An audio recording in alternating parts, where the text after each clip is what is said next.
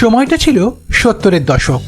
নকশাল আন্দোলন, বেকারত্ব আর চারপাশের রাজনৈতিক অস্থিরতায় বাঙালি তখন বাস্তবের এক দম বন্ধ করা খাঁচায় বন্দী। সিনেমা হল ছিল তাদের একমাত্র এসকেপ রুট বা রূপকথার আশ্রয়, যেখানে তারা বাঁচার রসদ হিসেবে খুঁজতে যেতেন তাদের আদর্শ রোম্যান্টিক মহানায়ক উত্তম কুমারকে। কিন্তু এ কী করলেন উত্তম কুমার? এখানে পিঞ্জর সিনেমায় তিনি হাজির হলেন এক নির্মম ধূসর লেখকের চরিত্রে।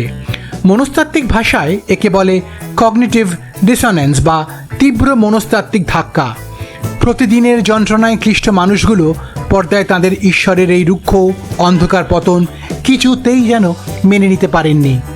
উত্তম কুমারের অভিনয় এতটাই নিখুঁত আর হাড়হিম করা বাস্তব ছিল যে তা দর্শকদের অবচেতন মনকে রীতিমতো ভয় পাইয়ে দিয়েছিল। তিনি যে কোনো বিষয়কে যুক্তি দিয়ে এবং বিশ্বাস না হলে গ্রহণ করতেন না।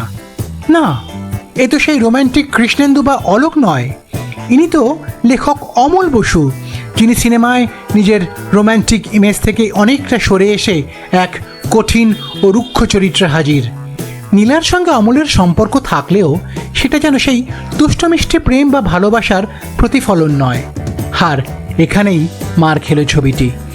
প্রফুল্ল রায়ের অসাধারণ গল্প, প্রশান্ত দেবের টান টান চিত্রনাট্য, যাত্রিক গোষ্ঠীর নিখুঁত পরিচালনা আর সর্বোপরি মহানায়কের সর্বকালের অন্যতম সেরা অভিনয় থাকা সত্ত্বেও ছবিটি বক্স অফিসে মুখ থুবড়ে পড়ল।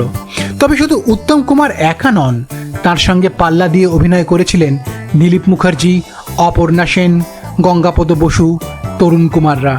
তবু সিনেমাটি চলেনি, কারণ দর্শকরা সেদিন নিখুঁত বাস্তব শিল্পের চেয়ে একটু মিথ্যে সান্ত্বনা আরও বেশি করে চেয়েছিল। আর এখানেই ব্যর্থ হলো কাল্ট ক্লাসিক এখানে পিঞ্জর ছবিটি। কেমন লাগলো এই প্রতিবেদন?